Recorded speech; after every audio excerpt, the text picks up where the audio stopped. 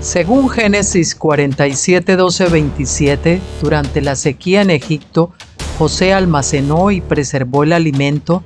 Para subsistir, la gente tuvo que venderlo todo y, al fin, incluso a sí mismos. Ese es el precio de vencer. Así es en este tiempo del fin, donde conseguir el alimento para entrar al reino y conquistar nuestra tierra, que es Cristo, formado en nosotros, nos costará renunciar a todo, incluso a nuestra propia vida. Pero a cambio de nuestro todo, tendremos su todo y reinaremos con él. Con ustedes, José. Hola mis queridos amigos y hermanos, bienvenidos a Ministerios Graneros de José. Martes, creo que es 30, ¿no?, de agosto. Y hoy, pues como todos los martes, continuamos con el estudio de Apocalipsis del Dr. Stephen Jones. Como saben, estamos estudiando el libro séptimo y ya estamos casi terminándolo. Ya nos quedaría el octavo libro, y después, como saben, comenzaríamos con los libros 1, 2, 3 y 4, pues que se deberían de haber al principio, pero que como comenzamos por el libro quinto debido a las circunstancias especiales, a las noticias que estaban saliendo en esos capítulos, muy acordes con los acontecimientos actuales, pues empezamos por ahí. Así que luego continuaremos con el libro primero. Y bueno, hoy vamos a ver el capítulo 14 y el capítulo 15. Tampoco va a ser largo, pues son dos capítulos cortitos.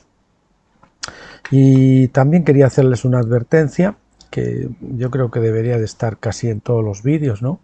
Estos mensajes en este blog, en este canal de YouTube de Graneros de José, son para gente madura, que quiere seguir creciendo en madurez, gente que está entrando a la etapa de tabernáculos, transicionando de Pentecostés a tabernáculos, o que ya transicionaron y están embebiéndose de esta revelación que el Señor está liberando para este tiempo, la nueva cosa que el Señor está haciendo, la revelación de la fiesta de los tabernáculos, de las fiestas de otoño.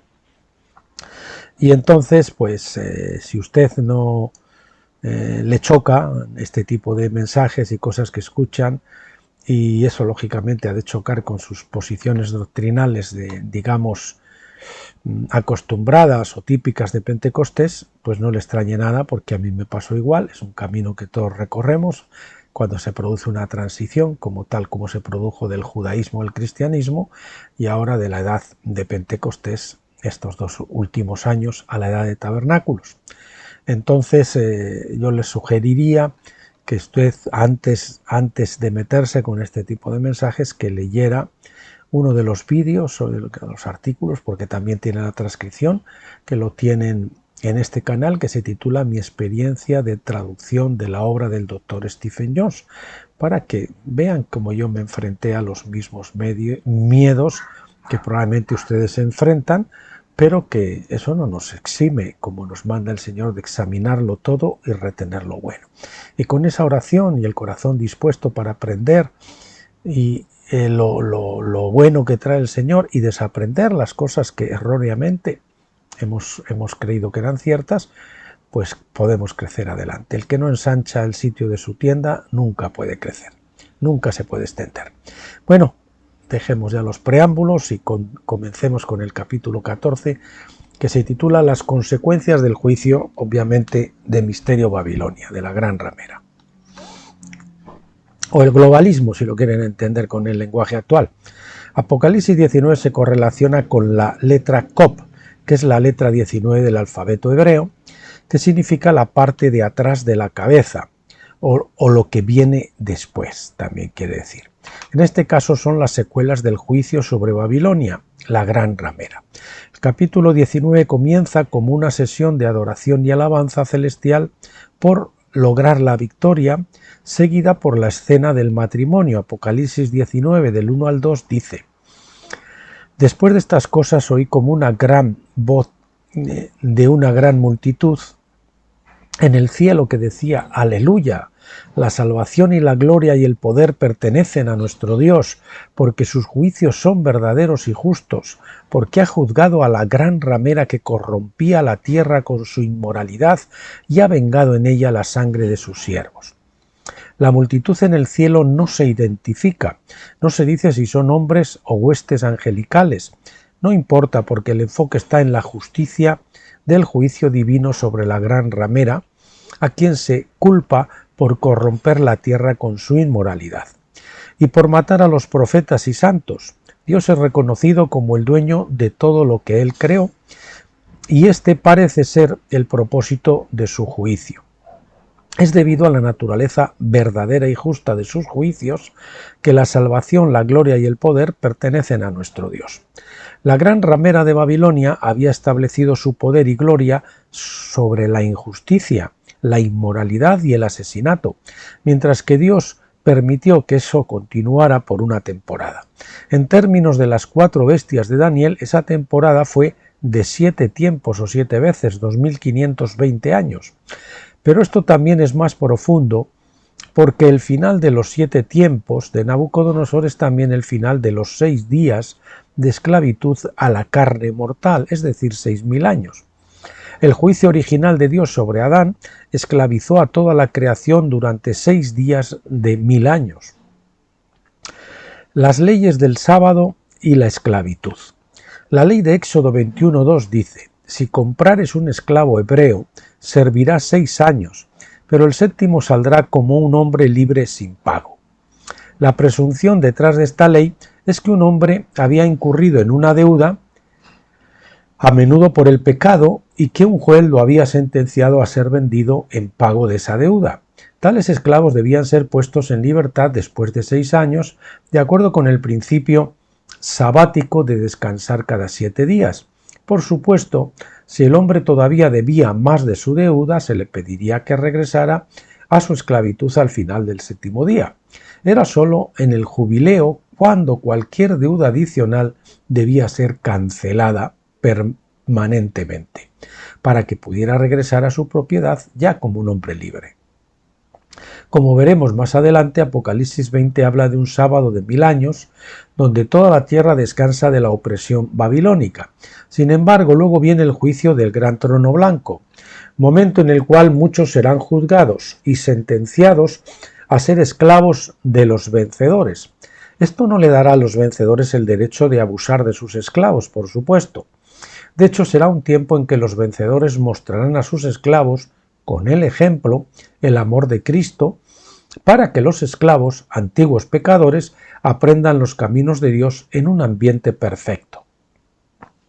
Este juicio de Dios, como explicaremos más adelante, es el lago de fuego, a lo que Moisés llamó la ley de fuego en Deuteronomio 33:2, según la King James Version, si quieren la Reina Valera.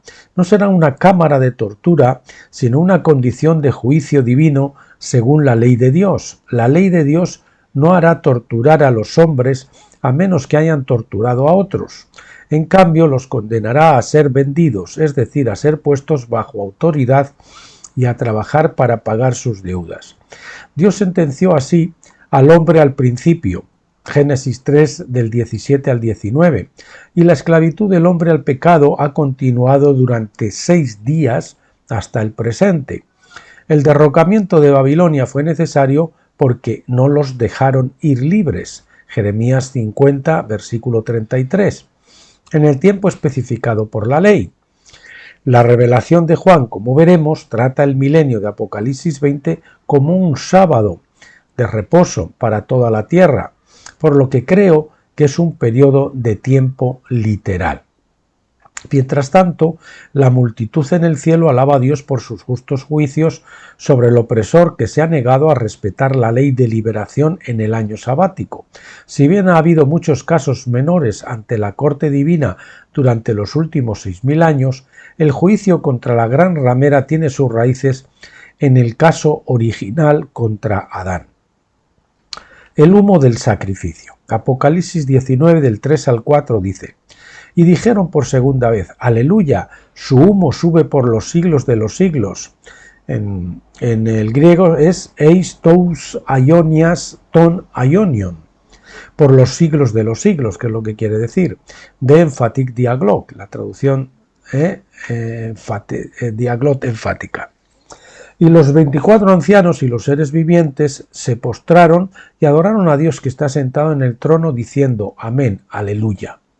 Se ve el humo saliendo proféticamente de la destrucción de Babilonia.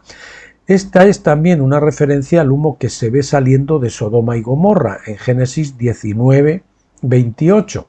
También es el mismo humo que se ve saliendo de la destrucción de Edom en Isaías 34, 10 y de la Gehenna, donde Jerusalén es juzgada en fuego inextinguible, Jeremías 19, 12 e Isaías 66, 24. Sin embargo, este humo también tiene otro propósito cuando se considera en el nivel profético visto en Apocalipsis 19. El humo era un símbolo importante en varios sacrificios, y así vemos cómo el juicio de Dios sobre Babilonia también se consideró un gran sacrificio. Por ejemplo, Levítico del 5, versículo 12 dice: y la traerá al sacerdote, y el sacerdote tomará un puñado de ella como porción memorial y la quemará sobre el altar con las ofrendas encendidas del Señor. Es una ofrenda por el pecado, en griego katap, o bueno, en este caso sería en hebreo, perdón. El hecho de que los 24 ancianos y los 4 seres vivientes adoren a Dios cuando ven el humo que se eleva puede dar a nuestras mentes occidentales una impresión equivocada. ¿Están realmente extasiados por la muerte de la gran ramera y la destrucción de estas ciudades?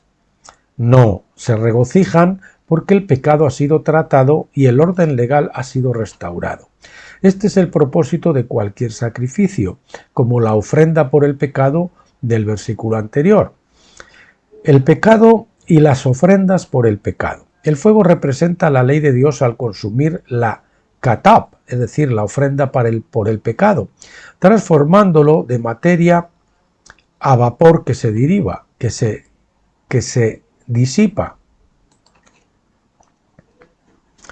La palabra katap significa literalmente pecado, pero también se refiere a una ofrenda por el pecado, porque la ofrenda representa el pecado mismo y es su sustituto. La palabra katap se menciona en términos griegos en 2 Corintios 5:21, que dice así: al que no conoció pecado, por nosotros lo hizo pecado, es decir, ofrenda por el pecado, para que nosotros fuésemos hechos justicia de Dios en él. Este versículo así se entiende bien, ¿verdad? Aquí debemos entender la declaración de Pablo no con una mentalidad griega, sino con un entendimiento hebreo. Jesús no tenía pecado, pero se convirtió en una ofrenda por el pecado, katap, en nuestro nombre. Estrictamente hablando, Él no se hizo pecado por nosotros, excepto en la medida que la ofrenda por el pecado se identificaba con el pecado del que necesitaba la expiación o reconciliación. El juicio divino como sacrificio. Un juicio divino también, al fin y al cabo, es considerado como un sacrificio. El juicio de Dios puede caer sobre Jesucristo en nuestro nombre, pagando la pena por nuestro pecado. Pero aquellos que no tienen fe en su sacrificio están obligados a pagar su propia deuda con la ley. Por lo tanto, son tratados como un sacrificio en el intento de pagar la deuda por su propio pecado. O sea, tú no quieres aceptar la ofrenda de Cristo, bien, entonces te considero a ti como un sacrificio para que pagues por tu propio pecado. El problema con esto, por supuesto, es que es un sacrificio imperfecto, que aún requiere uno mayor para lograr la plena reconciliación entre el pecador y Dios. En ese sentido es similar a todos los sacrificios de animales que debían repetirse porque eran insuficientes y por lo tanto eran solo medidas provisionales. Entonces, cuando la gran ramera es juzgada y su humo sube, entonces cuando la gran ramera es juzgada y su humo sube, es como una ofrenda por el pecado del antiguo pacto que proporciona una medida temporal de alivio de la deuda hasta que la reconciliación total pueda tener lugar más tarde. Otra forma de expresarlo es en la distinción entre expiación y reconciliación. La expiación cubre el pecado, solamente lo tapa, lo cubre, lo esconde. La reconciliación o la restauración lo quita, el pecado por completo. La expiación da una apariencia de perfección o limpieza, una apariencia. Todos los sacrificios de animales simplemente expiaban o cubrían el pecado dándonos una perfección legal, pero no una perfección real o experiencial, diría yo también. Solo la sangre del Cordero perfecto de Dios podría traer la reconciliación plena y permanente a la humanidad. Isaías 34:6 habla de la destrucción de Edom diciendo: Yahvé tiene sacrificio en Borra y gran matanza en la tierra de Edom. En otras palabras, la destrucción de Edom y Borra, su ciudad capital, se representó en términos de un sacrificio de Dios. Dios ofrece el sacrificio, en este caso, en Borra. Asimismo, Ezequiel 39:17 dice lo mismo de Gob y Magob. Reuníos y venid, congregaos de todos los lados para mi sacrificio, el cual voy a sacrificar por vosotros como un gran sacrificio sobre los montes de Israel, para que comáis carne y bebáis sangre. Este es el versículo al que también se hace referencia hacia el final de Apocalipsis 19, donde se le llama la gran cena de Dios, en Apocalipsis 19:17. Ezequiel nos dice que es un sacrificio divino, que en la ley se debía comer. Levítico 6:26 dice: el sacerdote que lo ofrezca por el pecado, otra vez la palabra katab, pecado u ofrenda por el pecado, lo comerá.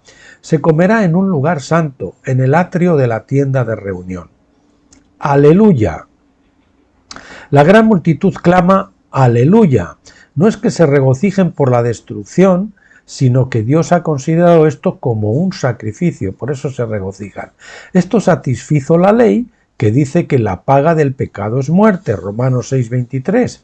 Como todos los sacrificios del antiguo pacto, trata el problema del pecado, aunque de manera incompleta, esperando el juicio del gran trono blanco, cuando toda rodilla se doblará y toda lengua confesará a Jesús como Señor y Salvador. Filipenses 2, del 10 al 11. Como siempre, debemos ver la ley como de naturaleza correctiva más que en términos destructivos. La destrucción es temporal junto con la muerte misma, porque todas las cosas terminan cuando la creación misma entra a la libertad gloriosa de los hijos de Dios, de la que se habla en Romanos 8:21. Entonces Apocalipsis 19:4 representa a los cuatro seres vivientes que representan a la creación, que representan la creación misma, clamando amén, aleluya, por el gran sacrificio de Dios, sabiendo que el plan divino es perfecto y redundará en la reconciliación de todas las cosas. O sea que hemos visto cómo la destrucción de Babilonia va a ser considerada como un sacrificio, porque ellos, al rechazar el sacrificio de Cristo, deben presentar su propio sacrificio por su ofrenda, y ellos mismos son esa ofrenda por el pecado, es un sacrificio donde Dios los ofrece como sacrificio por su propio pecado, pero que es temporal porque no es perfecto y tiene que esperar a ese juicio del trono blanco, donde entonces sí reconozcan a Jesucristo como Señor y Salvador. Bueno, y nos vamos al capítulo 15, la voz del trono. Apocalipsis 19:5 dice: y salió una voz del trono que decía: alabad a nuestro Dios todos vosotros sus siervos, los que le teméis, los pequeños y los grandes. ¿De quién era esta voz que venía del trono? Parece inapropiado que Dios mismo le diga a la gente: alabad a nuestro Dios. El hablante es un coadorador que reconoce a nuestro Dios como separado de sí mismo. Sabemos que los 24 ancianos se sientan en sus tronos delante de Dios. Apocalipsis 11:16. También adoran al Dios que está sentado en el trono. Apocalipsis 19:4. Es decir, otro trono mayor. Por lo tanto, la voz no puede provenir de los tronos de los 24 ancianos. La controversia. La voz no solo puede provenir de un trono más alto, y sin embargo las palabras implican, la voz solo puede provenir de un trono más alto, y sin embargo las palabras implican que alguien que no es Dios mismo está hablando. Pero, ¿y si hay más de un Dios o identidad de Dios? Después de todo, incluso Moisés era un Dios para Faraón, Éxodo 7.1, King James Version.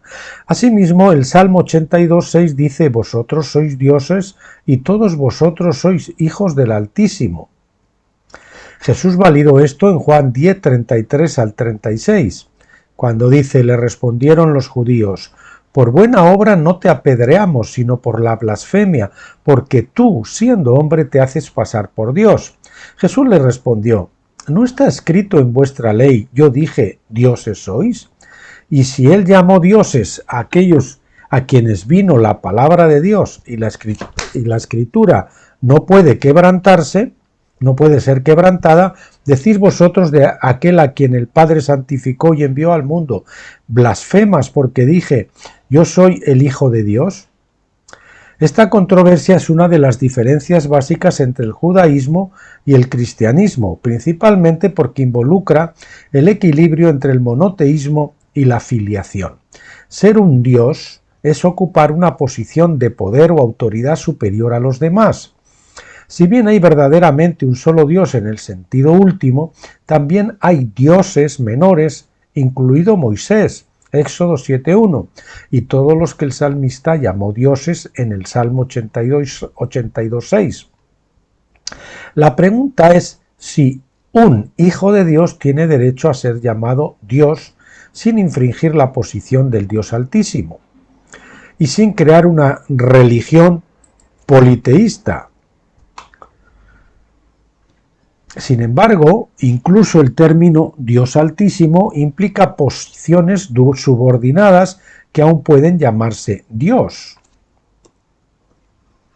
Por lo tanto, cuando todas las cosas están sujetas bajo los pies de Cristo, Él es el Dios de toda la tierra. Sin embargo, es evidente que es exceptuado aquel que sometió a Él todas las cosas, como dice 1 Corintios 15, versículo 27. Pablo nos dice en el siguiente versículo: y cuando todas las cosas le estén sujetas, entonces también el Hijo mismo se sujetará al que le sujetó a él todas las cosas, para que Dios sea todo en todos. Hay dos grandes cuestiones involucradas en esto: sustancia y posición. Jesús y su Padre son de una sola sustancia, de una misma sustancia, y en ese sentido Pablo pudo hacerlo igual a Dios en Filipenses 2 del 5 a 7. Tened en vosotros esta misma actitud que hubo también en Cristo Jesús, el cual, aunque existía en forma de Dios, no estimó el ser igual a Dios como algo a que aferrarse, sino que se despojó a sí mismo tomando la forma de siervo y hecho semejante a los hombres.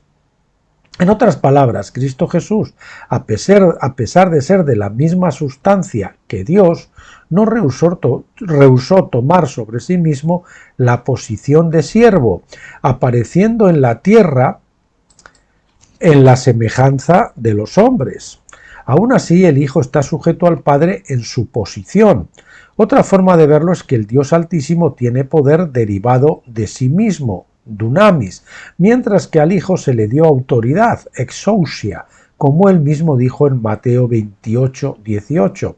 Y acercándose Jesús les habló diciendo: toda potestad, es decir, exousia en griego, me es dada en el cielo y en la tierra. Toda potestad o toda autoridad.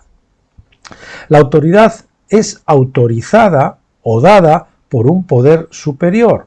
De ninguna manera esto descalifica a Jesús de ser llamado Dios, porque Hebreos 1:8 dice: pero del Hijo dice, tu trono, oh Dios, es eterno y para siempre, y el cetro de justicia es el cetro de su reino. Por lo tanto, Jesús tiene un trono que es distinto del trono del Padre. Hebreos 12:2 dice que Él se ha sentado a la diestra, es decir, en el lado derecho del trono de Dios. Dado que hay más de un trono, ¿de qué trono proviene la voz que le dice al pueblo: alabad a nuestro Dios? En Apocalipsis 19:5. ¿Es el trono del Padre o es el trono del Hijo, representado a la derecha del trono del Padre? Solo puede ser la voz del Hijo de Dios diciéndole a la gente: alabad a nuestro Dios, porque Jesús siempre se remitió a su Padre diciendo en Juan 20:17: subo a mi Padre y a vuestro Padre, y a mi Dios y a vuestro Dios. Por esta razón concluyo que la voz que viene del Hijo, por esta razón concluyo que la voz que viene del trono en Apocalipsis 19:5 es la voz de Jesús, pero viene a través de un miembro de su cuerpo, identificado como un consiervo en Apocalipsis 19:10. La autoridad de los concilios de la Iglesia. Se han escrito muchos libros en un intento de explicar la naturaleza de Cristo y su relación con el Padre. Esta controversia dominó todos los demás temas desde el siglo IV en adelante, y muchos fueron asesinados por desviarse, aunque fuera levemente, de los credos establecidos, y en todos los lados de este tema. De hecho, en la controversia entre los arrianos y los ortodoxos, la creencia de uno sobre este tema reemplazó en gran medida a la fe como la prueba de fuego de un creyente genuino. Elevó la importancia de los credos de la Iglesia y la comprensión de los hombres de Dios y Cristo hasta el punto en que se pensó que los verdaderos creyentes eran aquellos que confesaban los credos establecidos en lugar de tener una fe simple en Cristo. Si los concilios de la Iglesia hubieran sido verdaderamente dirigidos por el Espíritu Santo, como pretende la Iglesia, los obispos habrían actuado con amor, habrían orado hasta que viniera la palabra de profecía para darles el entendimiento necesario para saber la verdad. Sin embargo, llegaron a los concilios con sus propias respuestas preconcebidas y muchos procedieron a discutir, sobornar e incluso amenazar a sus oponentes para establecer la verdad por el poder de la carne. Por lo tanto, rara vez establecieron la verdad genuina. En el año 382 después de Cristo, Gregorio Nacianceno, uno de los obispos más reverenciados de la Iglesia primitiva, describió un concilio ecuménico celebrado un año antes con estas palabras: a decir verdad, me inclino a rehuir toda colección de obispos, porque nunca he visto que un sínodo termine bien o disminuya los males en lugar de aumentarlos, porque en aquellas asambleas, y no creo que me exprese demasiado aquí, prevalece una ambición y una conflictividad indescriptibles, y es más fácil incurrir en el reproche de querer erigirse en juez de la maldad ajena que alcanzar cualquier éxito en quitar la maldad. Por eso me he retirado y solo en la soledad he encontrado descanso para mi alma. Philip Schaff, Historia de la Iglesia Cristiana, volumen 3, página 347. Schaff hace su propio comentario en las páginas 347 y 348 diciendo: sin embargo, queda suficiente en sus muchas imágenes desfavorables de los obispos y sínodos de su tiempo para disipar todas las ilusiones de su pureza inmaculada. En el siglo V no era mejor sino peor.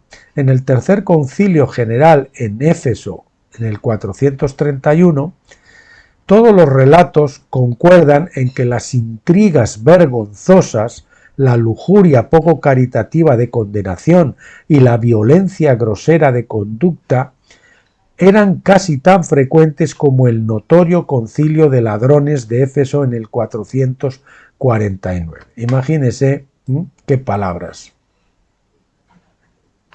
Voy a subrayar esto también, porque aunque con la importante diferencia de que el primer sínodo luchaba por la verdad, el último por el error. Incluso en Calcedonia, la presentación del renombrado expositor e historiador Teodoreto provocó una escena que casi involuntariamente nos recuerda a las peleas modernas de monjes griegos y romanos en el Santo Sepulcro bajo la supervisión restrictiva de la policía turca.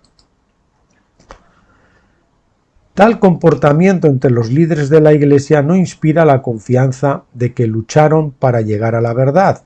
Si Jesús realmente hubiera dirigido tales concilios de la Iglesia, la sabiduría de Dios se habría hecho evidente para todos y entonces podríamos tratar sus decisiones con el respeto de las Escrituras mismas. Pero lamentablemente Cristo ya había sido desterrado de los concilios que se reunían en su nombre, por lo que sus decisiones eran meras tradiciones de hombres, si bien sus credos ciertamente contienen verdad, son productos de la mente de los hombres y no son infalibles. No hay manera de tratar completamente con la naturaleza de Cristo y su relación con su Padre, ni lo intentaremos. Nuestro propósito principal es determinar de quién era la voz que venía del trono, diciéndole a la gran multitud que alabara a nuestro Dios. La respuesta. Apocalipsis 19:6 continúa: y oí como la voz de una gran multitud, y como el sonido de muchas aguas, y como el sonido de un gran trueno que decía: ¡Aleluya! Porque el Señor nuestro Dios, el Todopoderoso, reina. La alabanza aquí va tanto para el Padre como para el Hijo. Se puede decir que ambos reinan, como vemos en la enseñanza de Pablo en 1 Corintios 15, 27 al 28. ¿Qué es esta gran multitud? Obviamente todos están de acuerdo con Dios y sus juicios sobre la gran ramera y Babilonia. La multitud es ciertamente el mismo grupo visto alabando a Dios anteriormente en Apocalipsis 5:11. Todavía no parece incluir la gran multitud de Apocalipsis 5:13, que representa la alabanza de todo ser viviente que está en los cielos, en la tierra, debajo de la tierra y en el mar. La voz del trono parece limitar el mandato a sus siervos los que le teméis, como si hubiera otros que no son siervos de Dios. Dado que esta alabanza llega en el momento del juicio de Babilonia, es evidente que aún todas las cosas no han sido puestas bajo sus pies. Por lo tanto, no podemos pensar en esto como un escenario de reconciliación y acuerdo universal con Dios. De hecho, a medida que avanzamos en nuestro estudio, encontramos que el juicio de Babilonia y la alabanza de los santos llega alrededor del tiempo de la venida de Cristo, en Apocalipsis 19 del 11 al 16. Sabemos por otras escrituras que habrá muchos incrédulos en la tierra en ese momento y que durante la era del reino que sigue muchos querrán aprender sus caminos. Isaías 2:3 así nos lo dice. La curiosa idea de que la segunda venida de Cristo es una fecha límite para creer y ser salvo es por supuesto un grave malentendido del plan divino. La segunda venida de Cristo es solo una fecha límite para ser incluidos en el cuerpo de vencedores que resucitarán en la primera resurrección. Estos reinarán sobre la tierra, en Apocalipsis 5:10. Dice, por 1000 años, Apocalipsis 20, versículos 4 y 6. El resto no reinará, aunque muchos serán ciudadanos del reino, los que estén vivos y entren al reino en ese momento. Pero tendrán que crecer y madurar. El propósito del reinado de los vencedores será demorar el poder de Dios a medida que se predica el Evangelio a las naciones, y mientras el gran reino de la piedra crece hasta llenar toda la tierra, Daniel 2:35. Perdón, repito esta frase que la leí mal. El propósito del reinado de los vencedores será demostrar el poder de Dios a medida que se predica el Evangelio a las naciones y mientras el gran reino de la piedra crece hasta llenar toda la tierra. Daniel 2:35.